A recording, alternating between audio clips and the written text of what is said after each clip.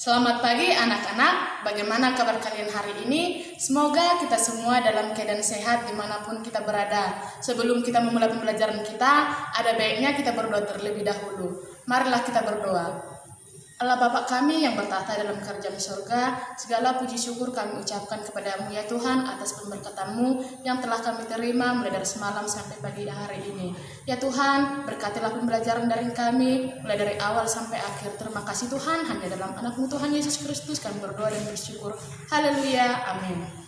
Baiklah anak-anak, sebelum kita memulai pembelajaran kita, ada baiknya kalian terlebih dahulu mengabsen di Google Classroom dan kepada anak ibu supaya selalu mengikuti protokol-protokol yang telah dianjurkan pemerintah, yaitu mencuci tangan, menjaga jarak, dan memakai masker ketika keluar dari rumah. Itulah anjuran-anjuran yang telah ditetapkan oleh pemerintah supaya kita ikuti dalam menghindari penyebaran virus corona. Baiklah anak-anak, simak dan pelajari materi yang ibu sampaikan ini, dan kepada anak ibu, selamat mengikuti pembelajaran kita. Terima kasih, shalom. Baiklah anak-anak, materi kita hari ini yaitu tentang letak dan luas Indonesia. Minggu yang lalu kita sudah membahas tentang pemahaman lokasi melalui peta. Sekarang kita akan membahas tentang letak dan luas Indonesia. Sebelum Ibu menjelaskan pengertian letak dan luas Indonesia, Ibu akan menjelaskan tujuan pembelajaran yang harus kita capai dalam pembelajaran kita hari ini, yang dimana tujuan pembelajaran yang poin nomor 1 adalah peserta didik diharapkan mampu mengetahui letak Indonesia secara geografis dan astronomis. Yang kedua, peserta didik diharapkan mampu mengetahui apa keuntungan letak geografis bagi Indonesia. Pengertian letak. Letak adalah suatu tempat di permukaan bumi, tidak hanya sekedar menunjukkan posisinya di antara tempat lainnya. Letak suatu tempat menunjukkan pula karakteristik suatu tempat tersebut. Sebagai contoh dapat kamu lihat pada gambar, suatu tempat berada di daerah pantai. Karakteristik tempat tersebut dapat diidentifikasi bersuhu tinggi, berupa dataran rendah, sebagian masyarakatnya bekerja sebagai nelayan, dan sebagainya. Itulah pengertian daripada letak. Letak juga menunjukkan posisi suatu tempat terhadap tempat lainnya. Dalam hal ini, ada tempat yang strategis, terisolasi, dan seterusnya. Dapat kamu lihat pada contoh yang Ibu tunjukkan ini, suatu tempat berada di pusat kota. Karena letaknya, tempat tersebut dapat dicapai dari berbagai lokasi dengan mudah sehingga menjadi pusat kegiatan penduduk. Selanjutnya, Ibu akan bertanya kepada kalian, bagaimanakah dengan letak wilayah Indonesia? Apa keuntungan dari letak wilayah Indonesia? Dan seberapa luas wilayah Indonesia? Yuk, simak pembelajaran kita hari ini supaya kamu dapat menjawabnya. Letak suatu tempat juga dapat dilihat secara geografis. Apakah yang dimaksud dengan letak geografis? Letak geografis adalah letak suatu daerah dilihat dari kenyataannya di bumi atau posisi daerah itu pada bola bumi dibandingkan dengan posisi daerah lain. Itulah pengertian dari letak geografis. Secara geografis, Indonesia berada di antara dua benua, yaitu benua Asia yang terletak di sebelah utara Indonesia dan benua Australia yang terletak di sebelah selatan Indonesia. Selain itu, Indonesia berada di antara dua samudra, yaitu Samudra Pasifik di sebelah timur Indonesia dan Samudra Hindia di sebelah barat Indonesia. Dapat kamu perhatikan pada peta yang sudah Ibu tunjukkan ini tentang letak geografis Indonesia. Anak-anak Ibu, perhatikan dan amati peta tersebut. Indonesia berbatasan dengan 10 negara tetangga, baik berupa batas darat maupun batas laut. Indonesia berbatasan di darat yaitu dengan negara Malaysia, Papua Nugini, dan Timur Leste. Sedangkan batas lautnya yaitu dengan negara India, Thailand, Malaysia, Singapura, Vietnam, Filipina, Palau, Papua Nugini, Australia, dan Timor Leste. Tadi kita sudah membahas tentang Indonesia berbatasan dengan 10 negara tetangga.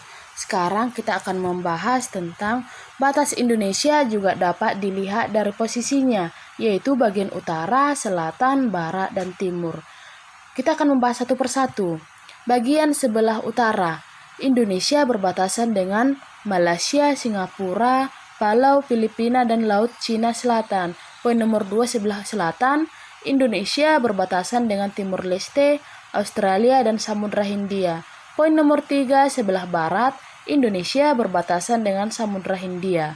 Sebelah timur atau poin nomor 4, Indonesia berbatasan dengan Papua Nugini dan Samudra Pasifik. Itulah batas Indonesia yang dilihat dari letak secara geografis. Lalu, apa sih yang menjadi keuntungan dari letak geografis bagi Indonesia? Wilayah Indonesia terletak pada posisi yang strategis dan menguntungkan, yaitu antara lain Indonesia yang terletak di antara 2 benua dan 2 samudra memungkinkan menjadi persimpangan lalu lintas dunia, baik lalu lintas udara maupun laut.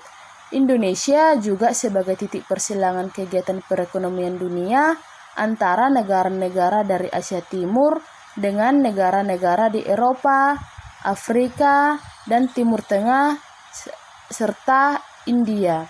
Kapal-kapal dagang yang mengangkut berbagai komoditas dari Jepang, Cina, dan negara lainnya melewati Indonesia menuju negara-negara tujuan di Eropa. Indonesia juga dilewati jalur perdagangan dari Asia ke arah Australia dan Selandia Baru. Selanjutnya, Indonesia berada pada jalur pelayaran internasional. Jika kamu perhatikan peta jalur perhubungan dunia, tampak banyak alternatif rute pelayaran dunia. Jalur pelayaran tersebut melewati sejumlah selat di dunia. Walaupun tampak rumit, rute pelayaran utama atau core route pelayaran dunia relatif sederhana, yaitu menghubungkan Amerika Utara, Eropa, dan Asia Pasifik menuju ataupun melalui terusan Suez, Selat Malaka, dan terusan Panama. Perhatikanlah Indonesia dilalui oleh jalur pelayaran utama dunia. Jalur utama tersebut merupakan jalur pelayaran perdagangan yang paling penting dan melayani pasar utama dunia. Di samping itu, terdapat rute pelayaran pendukung yang melayani pasar yang lebih kecil. Perhatikanlah, selain dilalui jalur utama, Indonesia juga dilalui oleh jalur pelayaran sekunder. Itulah tadi Indonesia berada pada jalur pelayaran internasional.